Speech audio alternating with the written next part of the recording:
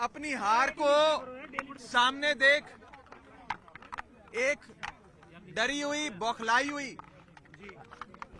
कायर बीजेपी चुनावों को रद्द करना चाहती है।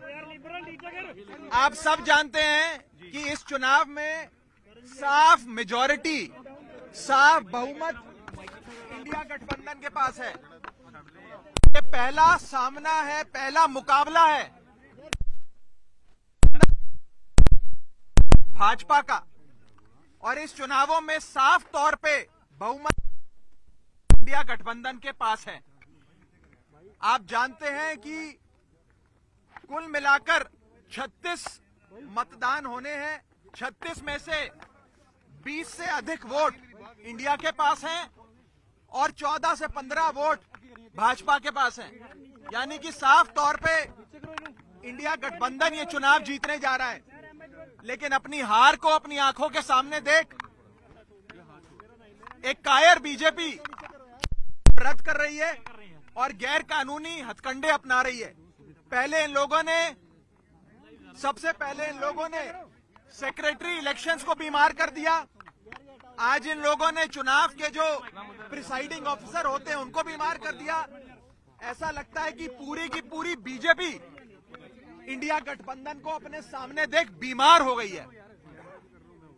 और बीजेपी क्या मैसेज देना चाहती है इस देश में कि ये इस देश का लोकतंत्र क्या इतना कमजोर है कि जब बीजेपी चुनाव जीतने की स्थिति में होगी तो चुनाव होगा, लेकिन अगर भाजपा ये चुनाव हार रही है तो चुनाव नहीं होगा।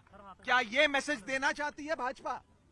और मुझे ये कहने में रत्ती भर भी गुरेज नहीं है कि भाजपा की हालत उस बच्चे जैसी हो गई है जो जब एक गली के क्रिकेट मैच में आउट होता है तो अपना बल्ला लेकर चला जाता है, अपना बैट लेकर चला जाता है और कहता है कि अब मैच नहीं होने दूंगा मैं, अब गेम खत्म हो गई। इस देश को क्या नॉर्थ कोरिया बनाना चाहती है भाजपा कि चुनाव ही रद्द करा दिए जाए? ये बहुत खतरा है इस देश के लोकतंत्र को भाजपा से।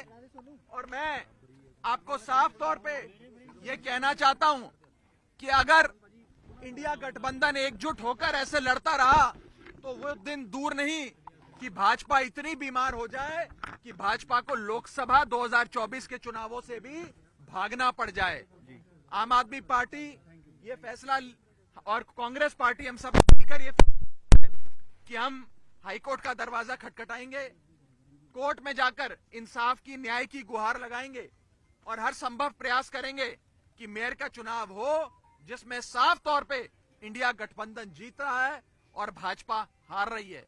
अभी तो आप सोचिए कि ये छोटा सा चुनाव है मेयर का और इसमें इंडिया गठबंधन ने भाजपा की नींद उड़ा दी है। 2024 के लोकसभा चुनाव में भाजपा का क्या हश्र इंडिया गठबंधन और भारत की 135 करोड़ आबादी करेगी, ये आप सोच सकते हैं।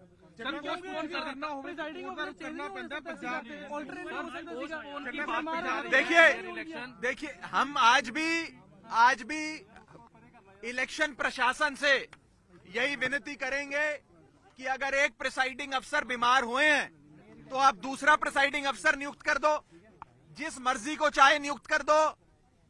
लेकिन चुनाव आज शेड्यूल्ड थे, निर्धारित तारीख थी, आज चुनाव होना था। अगर आज चुनाव नहीं होता है और भाजपा पहले सेक्रेटरी इलेक्शंस को बीमार करती है, फिर प्रिसाइडिंग अफसर को बीमार करती है, फिर इलेक्शन रद्द करती है, ये साफ दिखाता है कि एक कायर बीजेपी इंडिया गठबंधन के हाथों अपनी हार को देखते हुए डर गई, बौखला गई और उस बच्चे जैसा बर्ताव कर रही है जो बच्चा गली क्रिकेट में आउट होने के बाद अपना बल्ला लेकर घर चले जाता है कि अब मैच नहीं होगा।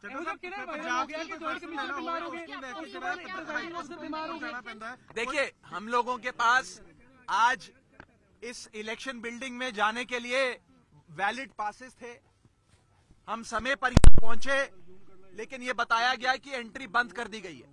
और एंट्री इसलिए बंद कर दी गई है क्योंकि प्रिसाइडिंग अफसर अचानक से बीमार पड़ गए हैं। बताया जा रहा है कि प्रिसाइडिंग अफसर भी बेचारे एक अस्पताल से दूसरे अस्पताल जाने का प्रयास कर रहे हैं, लेकिन कोई अस्पताल उन्हें भर्ती नहीं कर रहा। क्योंकि वो वास्तव में बीमार नहीं है, लेकिन ये हथकंडे हैं भाजपा के। ये दिखाता है कि भाजपा इस देश के लोकतंत्र को खत्म करने के लिए और निष्पक्ष चुनाव, फ्री एंड फेयर इलेक्शंस को खत्म करने के लिए किसी भी हद तक जाएगी। मेरा आप सबके माध्यम से देश की जनता को भी निवेदन है कि पार्टियां आएंगी जाएंगी, सरकारें भी बनेंगी बिगड़ेंगी, लेकिन इस देश के लोकतंत्र को बचाने के लिए भाजपा से छुटकारा पाना जरूरी है। अगर भाजपा बनी रहे चुनाव रद्द कर देगी और भारत को नॉर्थ कोरिया बना देगी।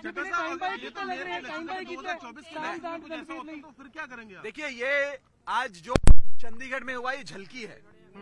भारतीय जनता पार्टी 2024 के चुनावों में भी हर संभव हथकंडा अपनाएगी। चुनावों को, फ्री एंड फेयर इलेक्शंस को, निष्पक्ष चुनाव को इन्फ्लुएंस करने के लिए, प्रभावित करने के लिए। इसीलिए इस देश की 135 करोड़ जनता को साथ आना होगा, इंडिया गठबंधन को और मजबूत होना होगा और मजबूती से भाजपा का सामना करना होगा। बाकी बातचीत एक बार हाईकोर्ट का फैसला आ जाए उसके बाद करेंगे।